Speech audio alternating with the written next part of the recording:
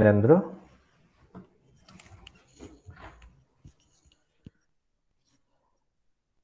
मोक्षमार्गस्य नेतारम् भेतारम् कर्मभूभृता ज्ञातारम् विश्वतत्त्वानां वन्दे तद्गुणलब्धये वन्दे तद्गुणलब्धये।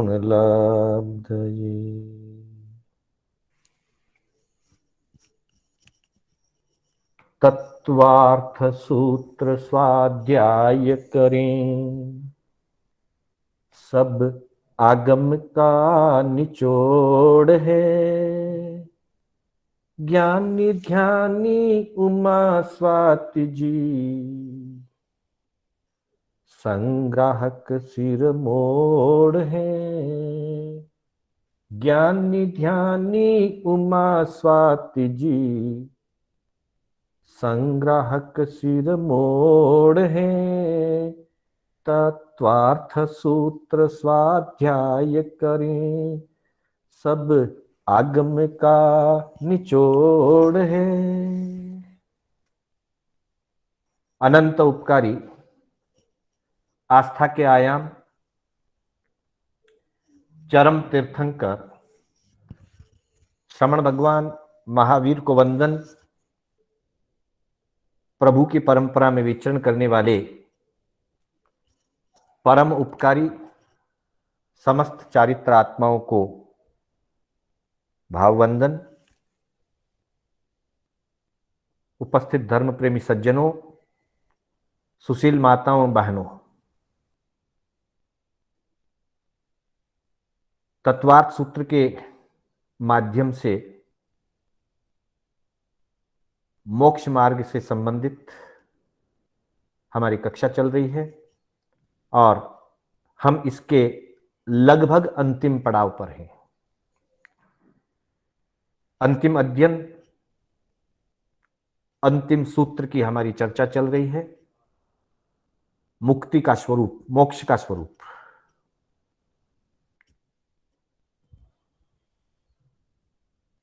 सातवें सूत्र के माध्यम से हमारी बात चल रही थी। कल भी हमने इसके संबंध में कुछ तथ्य और कुछ विचारों का चिंतन किया था।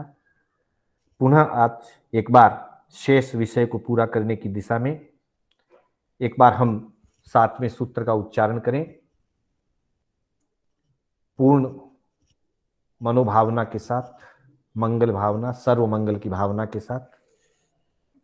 क्षेत्र काल गति लिंग तीर्थ चारित्र प्रत्येक बुद्ध बोधित ज्ञानावगाहनांतर संख्याल्प बहुत्वतः साध्यः। क्षेत्र काल गति लिंग तीर्थ चारित्र प्रत्येक बुद्ध बोधित ज्ञानावगाहनांतर संख्याल्प बहुत्वतः साध्यः। अर्थात इस सूत्र के अंतर्गत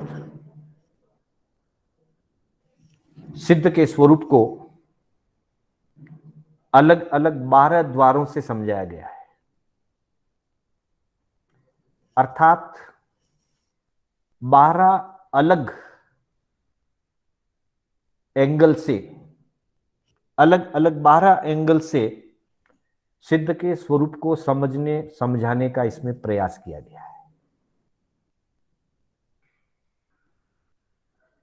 वो 12 एंगल या 12 द्वार जिसकी हमने थोड़ी चर्चा कल की थी, 12 द्वारों की।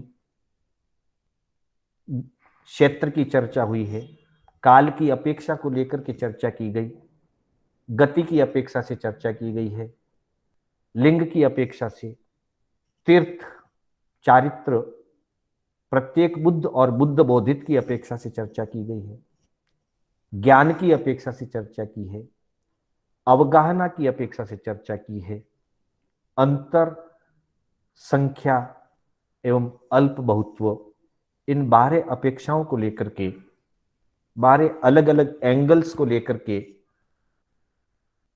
सिद्ध के स्वरूप को, मुक्त आत्मा के स्वरूप को जानने समझने की विधि इसमें बताई है। कल हमने 12 में से 4 द्वारों का चिंतन किया था। क्षेत्र की अपेक्षा, 2.5 द्वीप, 45 लाख योजन मनुष्य क्षेत्र से आत्माएं मुक्त होती हैं और लोकाग्र के ऊपर, लोक के अंतिम किनारे पर, ऊपरी किनारे पर 45 लाख योजन क्षेत्र में सिद्ध परमात्मा विराजते हैं।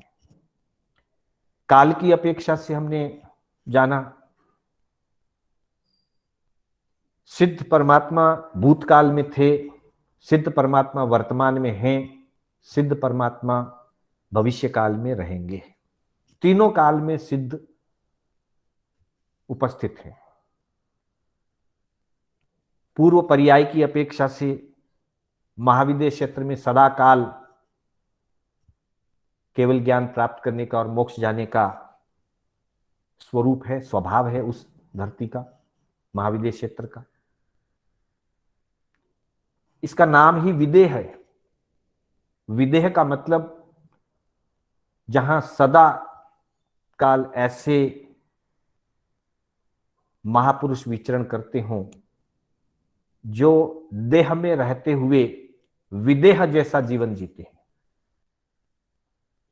शरीर में रहते हुए शरीर से ऊपर उठ करके जो जीवन जीते हैं उनको विदेह कहा जाता है, देह रहित। और उसी के लिए कहा गया है, देह छता जेनी दशा वर्ते देहातीत। देह छता जेनी दशा वर्ते देहातीत, ते ज्ञानी ना चरणमा हो वंदन अगणित। जो महापुरुष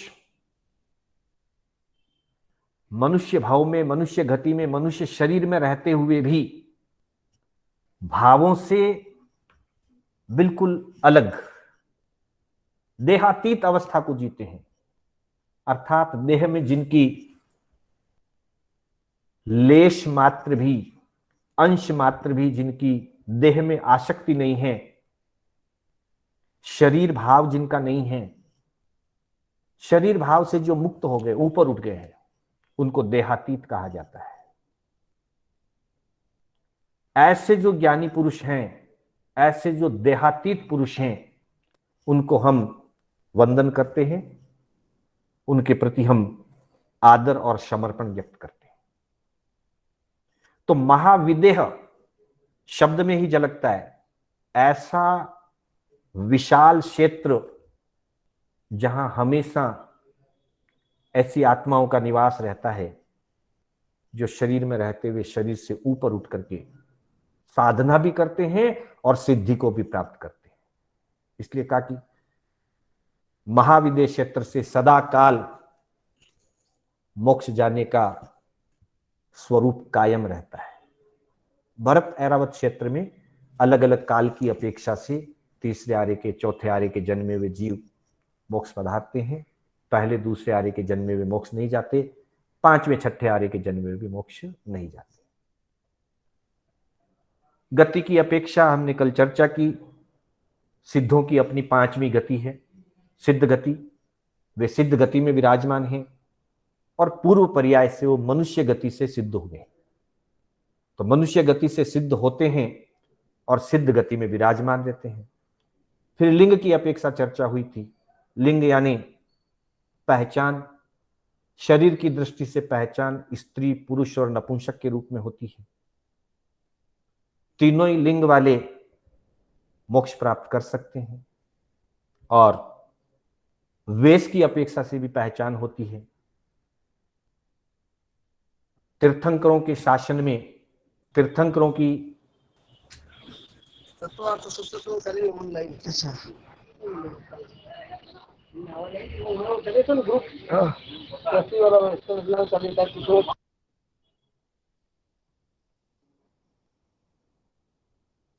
तीर्थंकरों के शासन में ज्ञानियों ने जो संयम का वेश निर्धारित किया है, तीर्थंकर भगवंतों ने जो विधि विधान निर्धारित किया है, उस विधि विधान और उस वेश के अनुसार जो संयम पालन करते हैं वो स्वलिंगी कहलाते हैं। तीर्थंकरों के अतिरिक्त अन्य भी बहुत सारे धर्म संस्थापक हुआ करते हैं, अपनी अपनी धर्म संप्रदाय का संचालन करते हैं। तापस, सन्यासी, उसमें जो अपने ढंग से अपनी चारित्र या तपस्या का पालन करते हुए रहते हैं वो अन्य लिंग कहलाते हैं। और गर्भगृहस्थी में रहते हुए जो धर्म आराधना करते हैं वो ग्रस्त लिंग कहलाते हैं। कभी कभी अन्य लिंग और ग्रस्त लिंग में रहते हुए भी अंतर के परिणामों की उज्जवलता और सिद्धि से मोक्ष की प्राप्ति हो जाती है, तो वे अन्य लिंग सिद्धा या ग्रस्त लिंग सिद्धा कहलाते हैं। चौथा द्वार तीर्थ द्वार। तीर्थ स्थापना होने के बाद साधु साध्वी, श्रावक श्राविका रूप साधना को स्वीकार करके जो मुक्ति को प्राप्त करते हैं वो तीर्थ सिद्ध कहलाते हैं। और माता मरुदेवी की तरह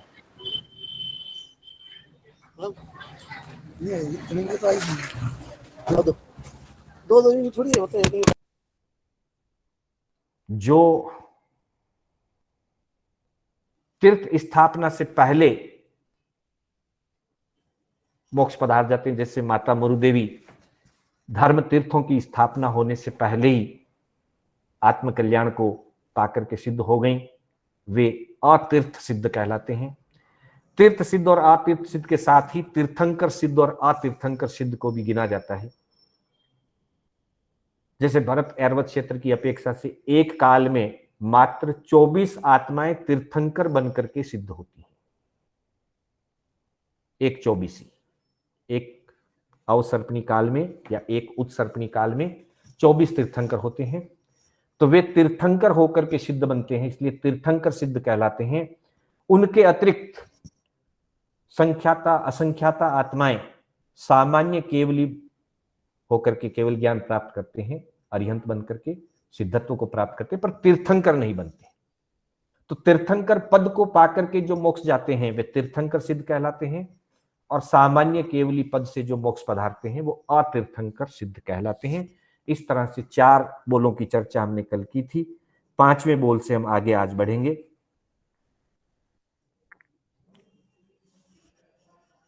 पांचवा बोल तीर्थ का हुआ, तीर्थ सिद्ध अतीर्थ सिद्ध और तीर्थंकर सिद्ध अतीर्थंकर सिद्ध। फिर छठा बोल है चारित्र का।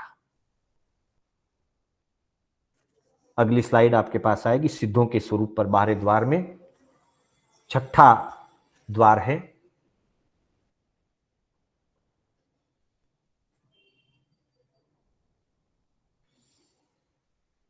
नेक्स्ट, और एक नेक्स्ट। छठा द्वार चारित्र का द्वार है। सिद्ध परमात्मा में द्रव्य से चारित्र नहीं होता है। चारित्र पालन के लिए शरीर माध्यम होता है, शरीर के माध्यम से चारित्र की आराधना की जाती है। और चारित्र की आराधना वही व्यक्ति करते हैं जिनको अपने कर्म काटने होते हैं। कर्म काटने के लिए चारित्र की आराधना की जाती है। चूंकि सिद्ध अपने 8 कर्मों को क्षय करके अपनी सिद्धि अवस्था को प्राप्त कर चुके हैं, मोक्ष को पा चुके हैं, अब उनके लिए कुछ कर्म काटना शेष नहीं रहा और वे अशरीरी दशा को भी प्राप्त कर चुके हैं। न तो चारित्र का उनका कोई उद्देश्य है और न चारित्र पालन करने का माध्यम शरीर है। दोनों ही चीजों से वे ऊपर उठ चुके हैं। इसलिए सिद्ध भगवान में, सिद्ध परमात्मा में द्रव्य रूप से कोई चारित्र नहीं होता है, लेकिन उनकी जो आत्मरमणता है वो आत्मरमणता भाव चारित्र है। वे सदा काल निरंतर अपनी आत्मरमणता में, आत्मा के आनंद में लीन रहते हैं, अनंत आत्म आनंद में लीन रहते हैं, वही उनका भाव चारित्र है। और द्रव्य रूप से जैसे 5 चारित्र की हमारी चर्चा आती है, सामायिक चारित्र, छेदोपस्थापनीय चारित्र, परिहार विशुद्धि चारित्र, सूक्ष्म संप्राय चारित्र, यथाख्यात चारित्र। इन चारित्रों की अपेक्षा से, इन 5 प्रकार के चारित्रों की अपेक्षा से सिद्धों में कोई द्रव्य चारित्र नहीं होता है। परंतु सिद्ध गति को प्राप्त करने के लिए अंतिम अवस्था में जहां से वो सिद्ध गति को प्राप्त करते हैं, उस समय उनमें यथाख्यात चारित्र होता है, क्योंकि 14वें गुणस्थान से मुक्ति की प्राप्ति होती है और 11, 12, 13 और 14 इन 4 गुणस्थानों में यथाख्यात चारित्र पाया जाता है। तो वे यथाख्यात चारित्र से मुक्त होते हैं, सिद्ध बनते हैं, सिद्धत्व को प्राप्त करते हैं। मोक्ष प्राप्त करने के बाद मुक्त दशा में कोई द्रव्य चारित्र नहीं होता है। अनंत सुखों में, अनंत आनंद में जो तल्लीनता है, आत्मरमणता है, वो ही उनका भाव चारित्र है। बाकी के जो 4 चारित्र हैं, सामायिक चारित्र, छेदोपस्थापनीय, परिहार विशुद्धि और सूक्ष्म संप्राय, ये चारों चारित्र भी परंपरा से सिद्ध गति को प्राप्त कराने में सहायक है। यथाख्यात चारित्र तक पहुंचने से पहले कोई सामायिक चारित्र में होते हैं, कोई छेदोपस्थापनीय चारित्र में होते हैं, कोई पहले परिहार विशुद्धि चारित्र का भी पालन किए हुए होते हैं, परिहार विशुद्धि चारित्र को पालन करके फिर सामायिक या छेदोपस्थापनीय चारित्र में आ जाते हैं। फिर जब आगे बढ़ते हैं तो सूक्ष्म संप्राय चारित्र को प्राप्त करके यथाख्यात चारित्र को प्राप्त करते हैं। तो शेष चारों चारित्र भी कर्म निर्जरा में मोक्ष की सिद्धि को प्राप्त कराने में सहयोगी हैं, लेकिन अंततः यथाख्यात चारित्र को पाकर के जीव मोक्ष को प्राप्त करता है। और मोक्ष दशा में, मुक्त दशा में द्रव्य रूप से कोई प्रकार का चारित्र नहीं होता है, आत्मरमणता रूप भाव चारित्र पाया जाता है। तो इस तरह से चारित्र की अपेक्षा से सिद्ध का स्वरूप बताया गया। 7वां बोल है प्रत्येक बुद्ध एवं बुद्ध बोधित। बुद्ध बोधित भी सिद्ध होते हैं और प्रत्येक बुद्ध भी सिद्ध होते हैं। दोनों प्रकारों से सिद्धि की प्राप्ति होती है। किसी घटना विशेष से, कोई निमित्त मिलने से स्वतः आत्मा में जागृति प्राप्त हो जाए और वे मोक्ष मार्ग पर आगे बढ़ जाएं और सिद्धत्व को प्राप्त कर लें, मुक्ति प्राप्त कर लें, ऐसे मोक्ष प्राप्त करने वालों को प्रत्येक बुद्ध कहा जाता है। जैसे कल हमने नमिराज की इसके बारे में चर्चा की थी। उत्तराध्ययन सूत्र का 9वां अध्ययन नमी प्रवज्जा में पूरा वर्णन मिलता है। कंगन की आवाज सुनकर के उनमें वैराग्य का भाव आ गया। वैसे ही और भी बहुत उदाहरण मिलते हैं। उत्तराध्ययन सूत्र में ही 4 प्रकार के प्रत्येक बुद्धों का, 4 व्यक्तियों का प्रत्येक बुद्ध के अंतर्गत परिचय दिया गया है। नमिराज को कंगन की आवाज से, उसके निमित्त से जागृति आई थी। बाकी शेष 3 में एक को कहते हैं कि उनको, उनकी गौशाला में जो एक बेल था, सांड, वो सांड बहुत प्रिय था, बहुत उनको पसंद था। कभी वो किसी कार्य से, राज कार्य से लंबे समय के लिए बाहर रहे, उस बीच में वो पशु है बीमार हो गया, वृद्ध हो गया, बहुत दीनहीन दशा में पहुंच गया। लंबे समय से वे राजा जब वापस अपने महलों में आए, उस सांड को देखने के लिए गए तो देखा कि इतने से काल में इसकी बहुत दुर्दशा हो गई है। जो बड़ा बलिष्ठ था, हष्ट-पुष्ट था, अब वो उठने की ताकत में उसमें नहीं है। मक्खियां भिन-भिना रही है, अपनी मक्खियां उड़ाने की उसमें ताकत नहीं है, हिलने डुलने तक की ताकत नहीं है। उस दृश्य को देख करके उनको मन में जागृति आई कि जीवन की यही स्थिति है। कल तक ये बलिष्ठ था, आज ये दीनहीन दशा को प्राप्त हो चुका है। मेरा शरीर भी आज बलिष्ठ है, पता नहीं कल कब कौन सी बीमारी आ जाए। बुढ़ापा, रोग जब शरीर को घेर ले तो मेरी भी दीनहीन दशा हो जाएगी। ऐसे चिंतन से उनको वैराग्य भाव हो गया और उस निमित्त से वो संसार से विरक्त होकर के साधना मार्ग पर चले गए और आगे साधना करके मुक्त हुए। तो वो भी प्रत्येक बुद्ध कहलाए। और एक का उदाहरण आता है, वो अपनी जन्मेदिनी के साथ बगीचे की तरफ जा रहे थे, शहर से बाहर जा रहे थे। अचानक उन्होंने एक बहुत हरा भरा, छायादार, विशाल वृक्ष देखा। अचानक उनके हाथ उस वृक्ष पर गए और उस वृक्ष से उन्होंने एक छोटी सी टहनी, बहुत छोटी सी, 10-20 पत्ते रहे होंगे उसमें, छोटी सी डाली तोड़ ली, एक मंजरी तोड़ ली। राजा आगे चल रहे थे, पीछे सैकड़ों हजारों की जनता, फौज, सेना, सेनापति, मंत्री, पूरा परिवार चल रहा था, राज परिवार चल रहा था, जनता चल रही थी। लोगों ने देखा कि जो राजा ने किया है वो हमको भी करना चाहिए,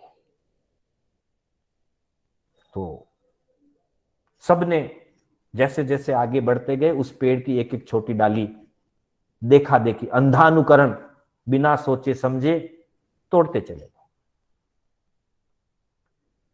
थोड़े ही मिनटों में, 5, 10, 15, 20 मिनट के समय में जैसे जैसे लोग वहां से गुजरे, तोड़ते चले गए, 5-10 मिनटों में वो छायादार हरा भरा वृक्ष पत्तों और डालियों से रहित हो गया, ठूंठ रह गया खाली। राजा को पता नहीं, किसी को पता नहीं है क्यों तोड़ रहे, राजा को पता ही नहीं कि तोड़ा जा रहा है। राजा तो आगे बढ़ गए और पीछे वाले तोड़ते रह गए। शाम को जब वापस लौट करके आ रहे थे और राजा ने उसी स्थान पर देखा कि सुबह तो जब मैं जा रहा था तो यहां हरा भरा, छायादार, बहुत सघन वृक्ष था, ये क्या हो गया। 6-8 घंटों में हम वापिस आ रहे हैं और ये पेड़ एक ठूंठा, एक लकड़ा मात्र रह गया, न इस पर पत्ते हैं, न फल हैं, न फूल हैं, न मंजरी, न डाली, न पत्तियां, कुछ नहीं। पता किया तो मालूम हुआ कि सबने आपका अनुकरण किया। आपने सुबह एक डाली तोड़ी थी, एक टहनी तोड़ी थी और उसके देखा देखी सभी ने तोड़ ली और वृक्ष श्रीहीन हो गया। वृक्ष की शोभा उसके पत्तों से, डालियों से, फलों से और फूलों से है। अगर उस पे फल, फूल, डालियां और पत्ते निकाल दिए जाएं, शाखाएं प्रशाखाएं निकाल दी जाए उसकी, तो वो शोभाहीन हो जाता है, श्रीहीन हो जाता है। राजा ने विचार किया, एक घटनाक्रम से इस वृक्ष को एकाएक श्रीहीन बना दिया, शोभाहीन बना दिया। वहीं से चिंतन चला और अपनी आत्मा का चिंतन करने लगे कि आज मेरे लिए सब कुछ है, परिवार है, राज्य है, परिजन है, सेना है, सेनापति है। कल पता नहीं कैसी घटना हो, क्या हो और सब कुछ लुट जाए, सब कुछ छिन जाए, तो मैं भी श्रीहीन हो जाऊंगा, शोभाहीन हो जाऊंगा। ऐसी दशा प्राप्त हो उससे पहले ही मुझे स्वयं ही इन सब को त्याग करके चला जाना चाहिए। और ऐसा विचार करके उन्होंने सब कुछ त्याग करके संयम का मार्ग अपना लिया, आगे चल करके मोक्ष पधारे, साधना पूरी करके मोक्ष पधारे, प्रत्येक बुद्ध कहलाए। एक और तीसरा उदाहरण भी आता है, टोटल 4 उदाहरण आते हैं, नमिराज ऋषि के अलावा 3 और उदाहरण आते हैं। एक दिन एक राज्य में कौमुदी महोत्सव था। कौमुदी महोत्सव के समय में एक स्तंभ की पूजा करने की उस समय परंपरा थी, तो स्तंभ सजाया जाता था। सुबह जब महोत्सव प्रारंभ हुआ तो बहुत सजा धजा, बहुत आकर्षक स्तंभ की रचना की हुई थी।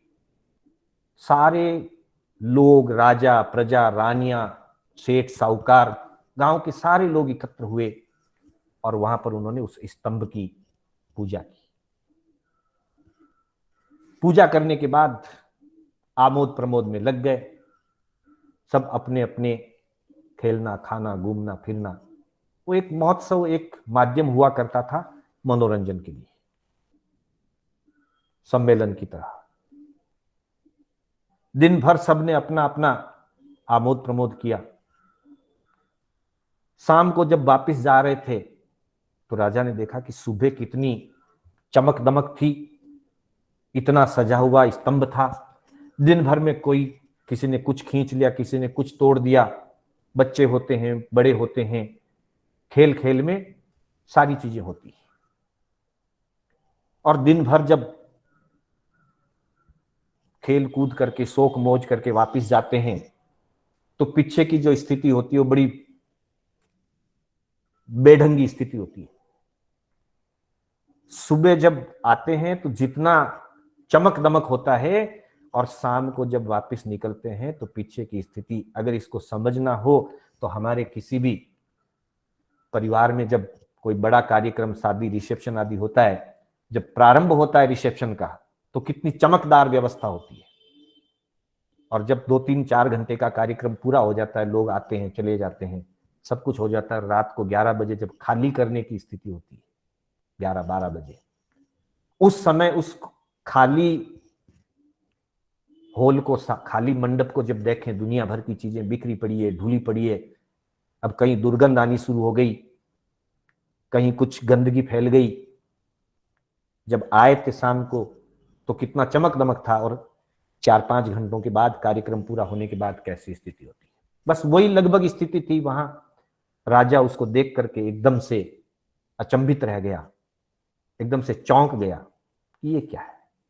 उन्होंने उससे अपना चिंतन बढ़ाया कि जब तक युवा अवस्था है, जवानी अवस्था है, शरीर साताकारी है, ये भर यौवन है, दोपहरी है, तो चमक दमक है। और जब सांझ ढलेगी जीवन की जब सांझ ढलेगी, सारी चमक दमक खत्म हो जाएगी। न आंखों में तेज रहेगा, न मुख पर नूर रहेगा, न सिर पर अच्छे सघन बाल रहेंगे, कुछ नहीं रहेगा, सारी चमक दमक खत्म हो जाएगी। तो वो स्थिति आवे उससे पहले ही मुझे इन सारी चीजों का त्याग कर देना चाहिए, ऐसा चिंतन करके। ये सारी वैराग्यवर्धक कथाएं हैं। भगवान ने इन कथाओं को शास्त्रों में इसीलिए रखा है। ये सबके जीवन की, हमारी, आपकी, मेरी, आपकी, सबके जीवन की हकीकत है। जीवन की ऐसी हकीकत से जो सजग हो जाए, जो चेत जाए, जागरूक हो जाए, वो जीवन को सार्थक कर लेता है। वरना दशा तो सबकी वो आगे पीछे होनी होनी। तो इस तरह से ऐसे ऐसे निमित्त मिलने पर जो सजग हो गए, मोक्ष मार्ग पर आगे बढ़ गए और साधना करके उन्होंने सिद्धि प्राप्त कर ली, वे प्रत्येक बुद्ध कहलाते हैं।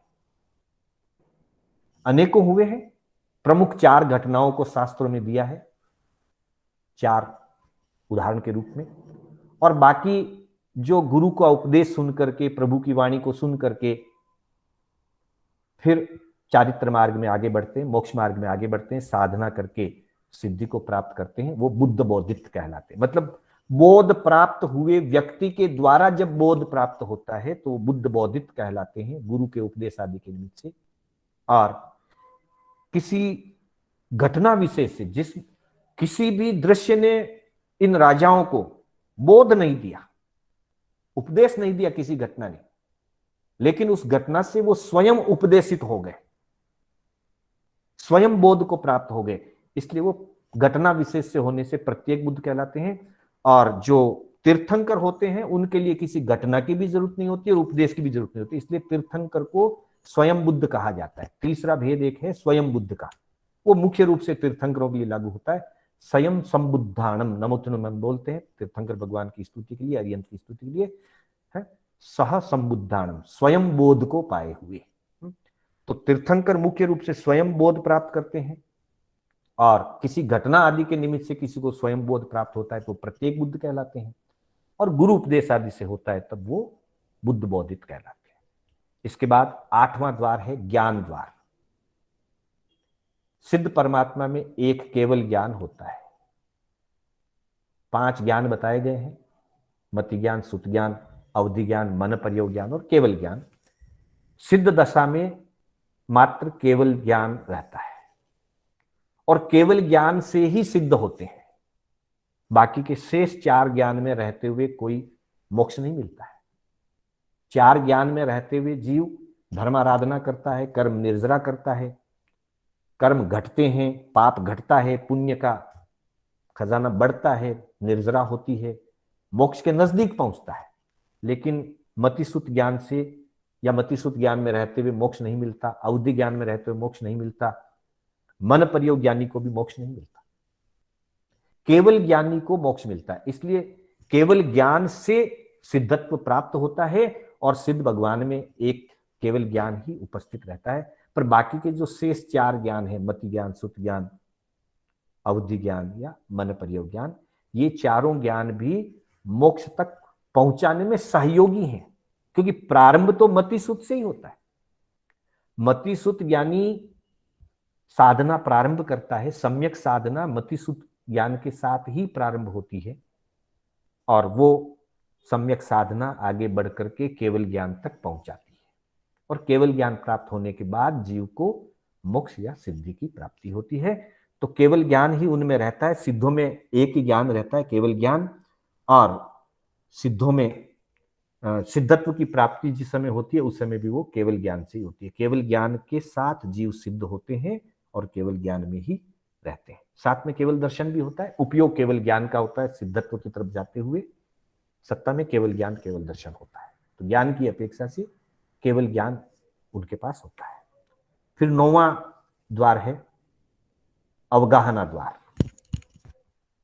अवगाहना का सामान्य अर्थ है शरीर की हाइट, कद, जिसको हम बोलते हैं कद, ऊंचाई। तो अवगाहना 2 अपेक्षा से बताई गई है। एक अपेक्षा सिद्ध दशा में आत्म प्रदेशों की अवगाहना, क्योंकि शरीर तो वहां है नहीं, अशरीरी होते हैं।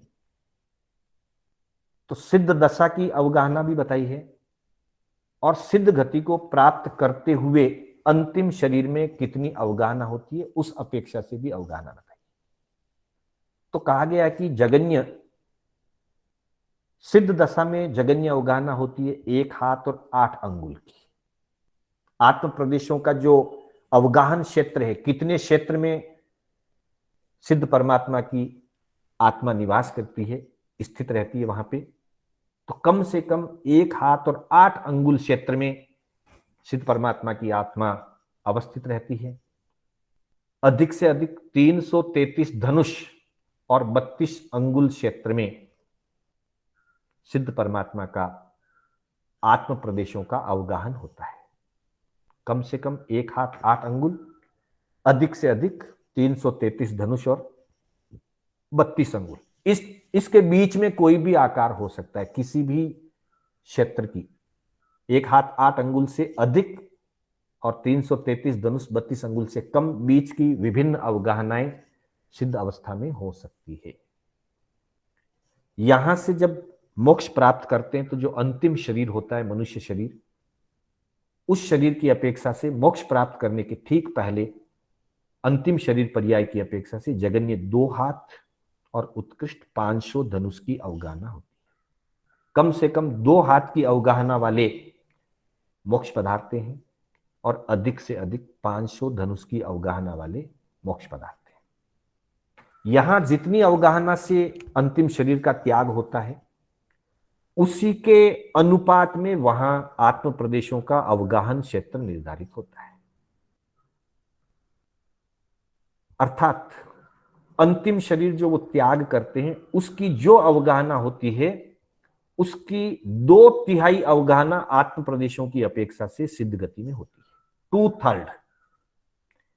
जैसे 2 हाथ का अगर कोई साधक अवगाहना युक्त है, यहां पर अंतिम शरीर, औदारिक शरीर, मनुष्य गति का 2 हाथ वाला अगर है, और वे जब मोक्ष पधारते हैं तो 2/3 के हिसाब से 1 हाथ और 8 अंगुल की अवगाहना वहां पे रह जाती है।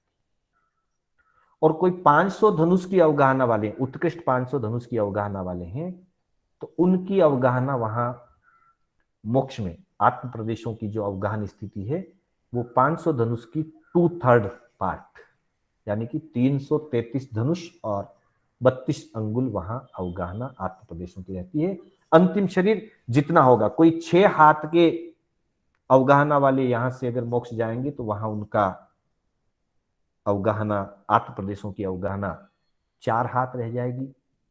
कोई 300 धनुष की अवगाहना वाले अगर यहां से मोक्ष पधारेंगे तो 2/3 के हिसाब से वहां 200 धनुष में अवगाहित हो जाएंगे आत्म प्रदेश। इसका कारण यह है कि हमारे शरीर में आत्म प्रदेशों में कुछ शरीर में गैप पोलार भी होता है, और ऐसा ज्ञानियों के ज्ञान में यह है कि अंतिम शरीर में जो निवास कर रहा होता है जीव, आत्मा, उसमें 1/3 पोलार है और 2/3 वो कवर्ड है। ये हम नहीं जान सकते, ये ज्ञानियों के ज्ञान की बात है। हम सिर्फ उनके द्वारा बताए हुए सिद्धांत को जानने का, समझने का प्रयास कर सकते हैं। इसलिए जब यहां 14वें गुणस्थान की अंतिम अवस्था आती है, तब मतलब 13वें गुणस्थान के अंत में ही जब योगों का निरोध होता है, तो शरीर तो है जितना ही रहेगा, शरीर छोटा नहीं हो जाता, लेकिन आत्म प्रदेश कॉम्पैक्ट हो जाते हैं और अगले ही क्षण यहां से मोक्ष के लिए निकलते हैं। तो जो 1/3 खाली स्थान होता है, वो खाली स्थान कवर कर लिया जाता है। इसलिए 2/3 में आत्मा अवस्थित होकर के मोक्ष पधारती है और यहां के शरीर से 2/3 अवगाहना में वहां पर निवास करती है। फिर दिया अंतर। सिद्ध भगवान वहां निरंतर विराजते हैं। एक बार सिद्धत्व प्राप्त होने के बाद कोई पुनरागमन नहीं है, इसलिए किसी भी एक सिद्ध में कोई अंतर नहीं होता। सिद्ध जो है वो हमेशा के लिए वहां विराजते हैं। लेकिन सिद्ध गति प्राप्त करने की अपेक्षा से, आज किसी जीव ने सिद्ध गति प्राप्त की, उसके थोड़ी देर बाद फिर किसी ने सिद्ध गति प्राप्त की, समय समय पर जीव सिद्ध होते रहते हैं। उसकी अपेक्षा से अगर एक जीव सिद्ध हुए और उसके बाद दूसरे जीव सिद्ध हुए, उसमें अगर कोई बीच में समय का गैप हो तो उसे अंतर कहते हैं। लगातार भी सिद्ध होते रहते हैं, 1 समय, 2 समय, 3 समय, 4 समय लगातार भी होते रहते हैं, और कभी कभी बीच में गैप भी पड़ता है। तो एक जीव के सिद्ध होने से दूसरे जीव के सिद्ध होने के बीच में जो समय का अंतराल रहता है, कालांतर जिसको कहा गया, आगम में जिसको कालांतर कहते हैं, उस अंतर का बताया गया कि कम से कम एक समय का गैप हो सकता है। जैसे एक जीव अभी सिद्ध हुए, इमीडिएट अगले समय में कोई सिद्ध नहीं हुआ, और फिर नेक्स्ट समय में सिद्ध हुआ, तो पहले वाले जीव जो सिद्ध हुए और बाद में जो जीव सिद्ध हुए, उनके बीच में एक समय का गैप रह गया। तो जगन्य अंतर एक समय का होता है, और कभी कभी ये अंतर लंबा भी होता है। तो उत्कृष्ट 6 महीने का अंतर हो सकता है। आज कोई जीव सिद्ध गति को प्राप्त करे, फिर कुछ देर तक सिद्धत्व जाने वाला कोई जीव ना हो, थोड़ी देर ना हो, ज्यादा देर ना हो, 1 दिन ना हो, 1 महीना ना हो, अधिकतम 6 महीने का गैप हो सकता है। 6 महीने तक ऐसा अवसर आ सकता है कभी कभी, उत्कृष्ट अगर आए तो 6 महीने का अंतर पड़ता है एक जीव से सिद्ध होने के बाद दूसरे जीव के सिद्ध होने के बीच का जो गैप है, वो कम से कम हो तो एक समय का होता है, नहीं भी होता है कभी कभी निरंतर, हर समय समय समय जीव मोक्ष जाते हैं, तो लगातार 8 समय तक जीव मोक्ष जा सकते हैं, और अंतर पड़े तो 1 समय का पड़ता है कम से कम, और ज्यादा से ज्यादा 6 महीने का पड़ता है। 6 महीने के बाद तो फिर कोई न कोई जीव मोक्ष पधारते ही हैं। वर्तमान में भी कम से कम 6 महीने में एक जीव तो मोक्ष, ज्यादा ही पदार्थ, पर कम से कम 6 महीने में तो एक जीव मोक्ष पदार्थ महाविद्य क्षेत्र से पदार्थ है। भरत एरवत से अभी इस आर्य में मोक्ष जाने की पद्धति नहीं है। यहाँ वो साधना और वो उस प्रकार का स्वभाव नहीं है 5वें आर्य का कि कोई जीव मोक्ष जाए, पर महाविद्य क्षेत्र से अभी भी मोक्ष जाते हैं। उसके बाद में 11वां द्वार आता है। अंतर के बाद 11वां द्वार है संख्या। अलग अलग अपेक्षाओं से संख्याएं बताई गई हैं। कम से कम एक समय में एक जीव मोक्ष पधारता है, और ज्यादा से ज्यादा एक समय में 108 जीव भी एक साथ सिद्ध हो सकते हैं। ये सिद्धों के होने की संख्या है। और सिद्ध क्षेत्र में रहने की तो अनंत सिद्ध विराजमान है, सदा काल वहां अनंत मुक्त आत्माएं विराजमान रहती हैं। लेकिन जाने की अपेक्षा से कभी कभी एक समय में एक आत्मा सिद्ध होती है, कभी कभी 2 सिद्ध होती हैं, कभी कभी 3, 4, 5 भी सिद्ध होती है, 10 सिद्ध होती हैं, 20 सिद्ध होती हैं, कभी कभी एक साथ 108 आत्माएं भी सिद्ध होती है। तो सिद्ध होने की अपेक्षा से संख्या है 1 से लेकर 108, और सिद्धत्व में रहने की अपेक्षा से अनंत सिद्ध भगवान विराजमान है। सदाकाल अनंत सिद्ध भगवान वहां विराजमान है। संख्या नहीं है, संख्या बहुत पीछे रह गई। संख्यात या असंख्यात नहीं, अनंत जीव सदाकाल वहां विराजमान रहते हैं। और होने की अपेक्षा से, एक एक समय की अपेक्षा से कभी 1, कभी 2, जैसे भगवान महावीर के लिए कहते हैं कि परमात्मा महावीर अकेले सिद्ध पदार्थ है, जैसा एक सिद्धा और अनेक सिद्धा।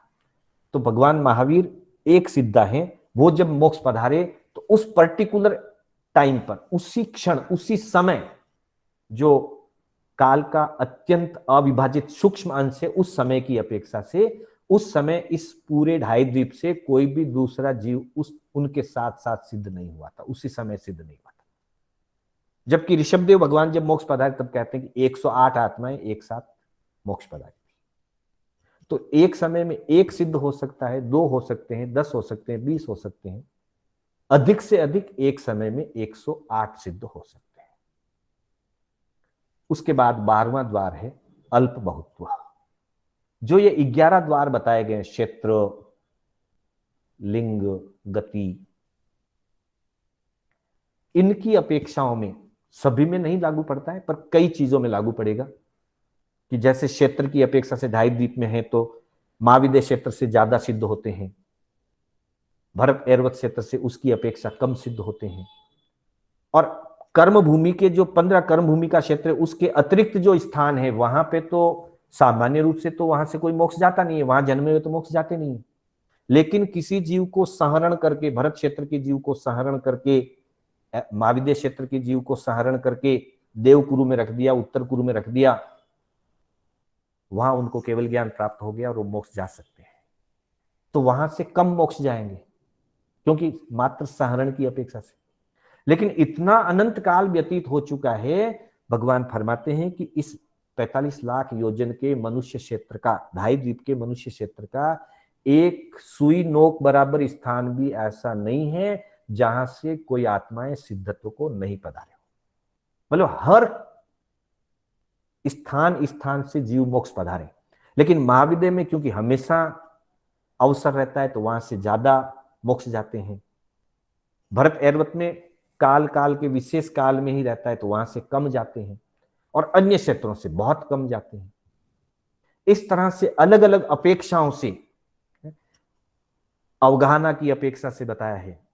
जगन्य अवगाहना वाले 4 मोक्ष जाते हैं एक समय में, उत्कृष्ट अवगाहना वाले एक समय में सिर्फ 2 ही जीव मोक्ष जा सकते हैं, और मध्यम अवगाहना वाले 108 सिद्ध जा सकते हैं। तो ऐसी बहुत सारी और चर्चाएं हैं जिसकी चर्चा हम कल की क्लास में करेंगे। आज हमने 12 द्वारों में से कल 4 द्वार की चर्चा की थी, शेष 8 द्वार की चर्चा हमने आज की। इसके संदर्भ में कुछ थोड़ी बहुत और बातें हैं, 2-3 टेबल्स भी हैं हमारे पास, उनमें श्वेतांबर दिगंबर अपेक्षा से भी कुछ मान्यताओं का जो फर्क है उनकी चर्चा हम कल करेंगे। कल हमारी तत्वार्थ सूत्र से संबंधित अंतिम कक्षा रहेगी। हाँ, इस बात का ध्यान दीजिएगा। कल की जो कक्षा हमारी होगी वो तत्वार्थ सूत्र के संदर्भ में हमारी अंतिम कक्षा होगी। आज हमारी 139वीं कक्षा है, कल 140वीं कक्षा होगी और हमारी तत्वार्थ सूत्र की अंतिम कक्षा होगी।